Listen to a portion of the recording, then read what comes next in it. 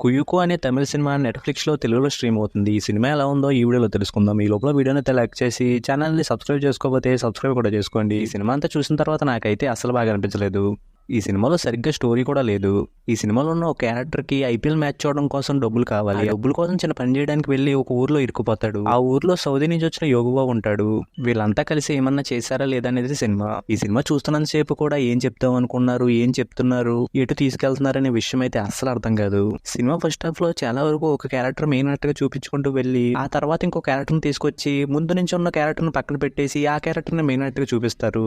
ఇంకా క్యారెక్టర్లు చేసే పనులన్నీ కూడా కొంచెం ఓవర్ గానే ఉంటాయి. ఈ సినిమాలో లాస్ట్ అరగంటలో అయితే అప్పటి వరకు లాక్కెళ్ళిన విషయాలను వదిలేసి ఏవేవో సీన్స్ తో నింపేశారు. ఇంకా సినిమాలో కామెడీ ఎక్కడ వర్కౌట్ అవ్వలేదని చెప్పడం కన్నా కామెడీ చేయడానికి కూడా ట్రై చేయలేదేమో అనిపించింది. ఇక సినిమాలో సాంగ్స్, బ్యాక్గ్రౌండ్ స్కోర్ కూడా అంత బాగా అనిపించలేదు. ఫైనల్లీ ఈ సినిమాలో స్టోరీ ఏం లేకుండా 2 క్యారెక్టర్లు క్రియేట్ చేసుకుని ఆ క్యారెక్టర్లు ఏదేదో చేసుకుంటూ వెళ్ళిపోతారు. పోనీ కామెడీ అయినా వర్కౌట్ అవుతుందా అంటే అది ఉండదు. దానివల్ల ఈ సినిమాని అయితే చూడడం చాలా కష్టంగా అనిపించింది. ఇంక ఈ సినిమాకి నేను ఇస్తున్న రేటింగ్ అయితే 1.5 అవుట్ ఆఫ్ 5.